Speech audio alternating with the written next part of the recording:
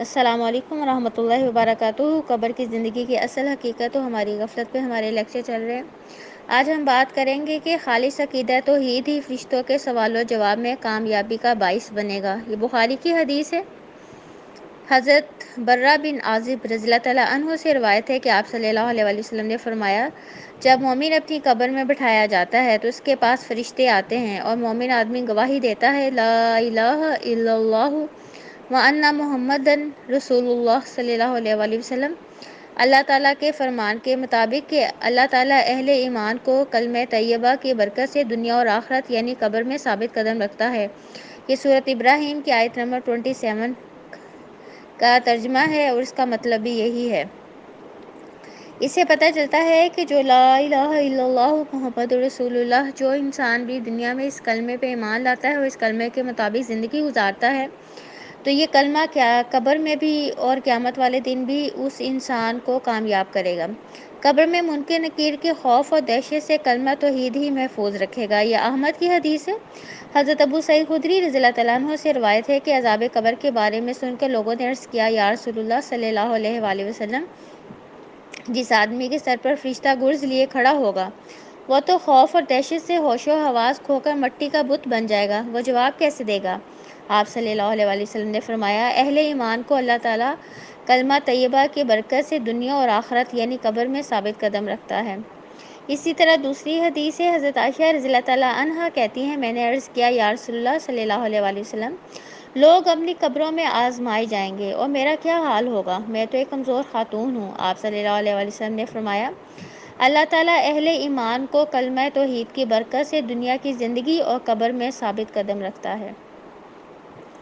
کلمہ توحید کی برکت سے اہل ایمان بڑے اطمینان سے منکر نکیر کے سوالات کا جواب دے گا۔ یہ ابو داؤد کی حدیث ہے۔ حضرت برہ بن عازب رضی اللہ تعالیٰ عنہ سے روایت ہے کہ آپ صلی اللہ علیہ وآلہ وسلم نے فرمایا، قبر میں مومن آدمی کے پاس دو فرشتے آتے ہیں، اسے بٹھا دیتے ہیں اور پوچھتے ہیں، تیرا رب کون ہے؟ وہ کہتا ہے، میرا رب اللہ ہے۔ پھر پوچھتے ہیں، تیرا دین کون سا ہے؟ وہ کہتا ہے، میرا دین اسلام ہے۔ پھر وہ پوچھتے ہیں، تمہارے درمیان جو شخص نبی بنا کر بھیجا گیا اس کے بارے میں تمہارا کیا خیال ہے؟ وہ جواب دیتا ہے، وہ اللہ کے رسول ہیں۔ فرشتے پوچھتے ہیں، تمہیں یہ ساری باتیں کیسے معلوم ہوئی؟ وہ آدمی کہتا ہے، میں نے اللہ کی کتاب پڑھی، اس پر ایمان لایا، اس کی تصدیق کی۔ حضرت جریر رضی اللہ تعالیٰ عنہ کی حدیث میں یہ اضافہ ہے کہ یہ مطلب ہے اللہ تعالیٰ کے اس فرمان کا، اللہ تعالیٰ اہل ایمان کو کلمہ طیبہ کی برکت سے دنیا کی زندگی اور آخرت کی زندگی یعنی قبر میں ثابت قدم رکھتا ہے۔ کلمہ طیبہ کی آیت خاص عذاب قبر کے بارے میں ہی نازل کی گئی ہے۔ یہ مسلم کی حدیث ہے۔ حضرت برہ بن عازب رضی اللہ تعالیٰ عنہ سے روایت ہے کہ آپ صلی اللہ علیہ وآلہ وسلم نے فرمایا، عذاب قبر کے بارے میں یہ آیت نازل ہوئی، قبر میں میت سے پوچھا جاتا ہے، تیرا رب کون ہے؟ وہ کہتا ہے، میرا رب اللہ ہے، میرے نبی حضرت محمد صلی اللہ علیہ وآلہ وسلم ہے۔ اور یہی مطلب ہے اللہ تعالیٰ کے فرمان کا کہ اللہ تعالیٰ اہل ایمان کو کلمہ کی برکت سے دنیا کی زندگی اور قبر کی زندگی میں ثابت قدمی عطا فرماتے ہیں۔ تو اب ان تمام احادیث سے جو بات ہمیں پتہ چلتی ہے وہ یہ ہے کہ جو کلمہ ہے لا الہ الا اللہ محمد رسول اللہ صلی اللہ علیہ وآلہ وسلم، تو یہ کلمہ ہمیں دنیا میں بھی کامیاب کرتا ہے اور یہی کلمہ ہمیں آخرت والے دن بھی کامیاب کرے گا۔ تو اس لیے اب ہم نے کیا کوشش کرنی ہے؟ ہم نے یہ کوشش کرنی ہے کہ ہم اس کلمے کو سمجھیں، اس کلمے کے مطابق ہم لوگ زندگی گزاریں، تاکہ اس کلمے کے مطابق زندگی گزاریں گے تو قبر میں ہم سوالوں کے جواب دے سکیں گے اور قیامت والے دن ہم کامیاب ہو سکیں گے۔ تو اللہ تعالیٰ ہمیں کلمے کا جو صحیح حق ہے، اللہ تعالیٰ ہمیں وہ ادا کرنے کی توفیق عطا فرمائے، آمین۔ اب اگلا ٹاپک ہے عذاب قبر سے پناہ مانگنے کی دعائیں۔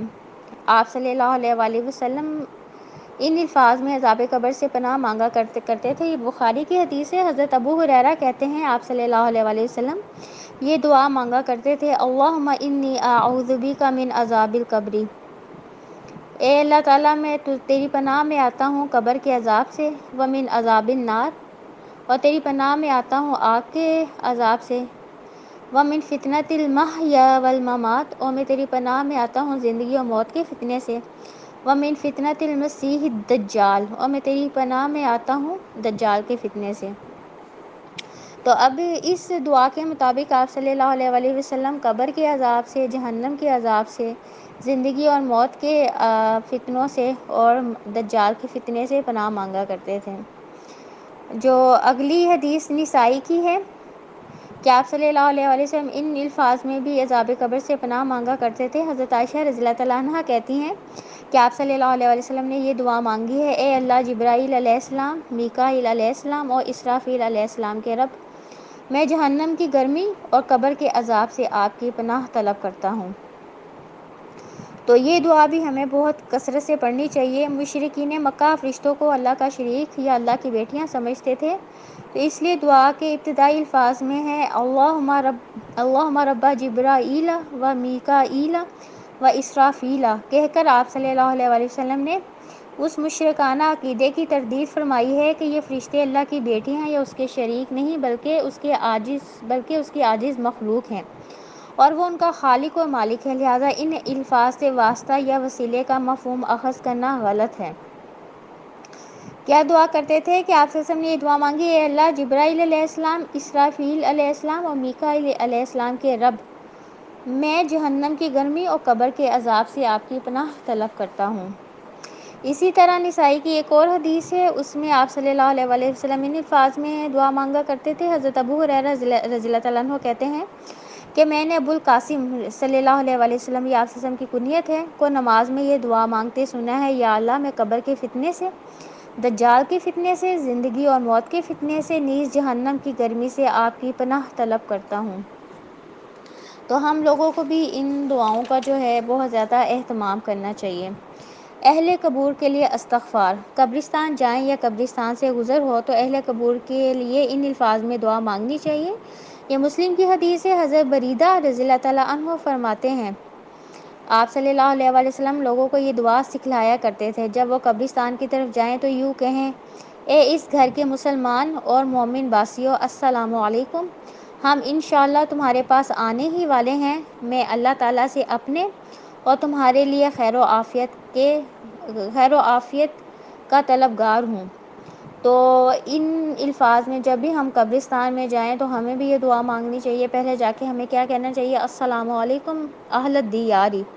تو اس کے بعد پھر ہمیں، کیونکہ اس دعا کا جو مطلب ہے، اس کا مطلب کیا ہے کہ سلام کرنے کے بعد تمام مسلمان مومنین کو ہم کہتے ہیں انشاءاللہ ہم بھی تمہارے پاس آنے والے ہیں۔ تو انسان کو ایک طرح کی یاد دہانی اس دعا کے ذریعے ہوتی ہے کہ آج نہیں تو کل ہم نے بھی اسی قبر میں جانا ہے جہاں اس ٹائم دوسرے لوگ دفن ہیں، کہ وہی ہماری جائے پناہ ہے۔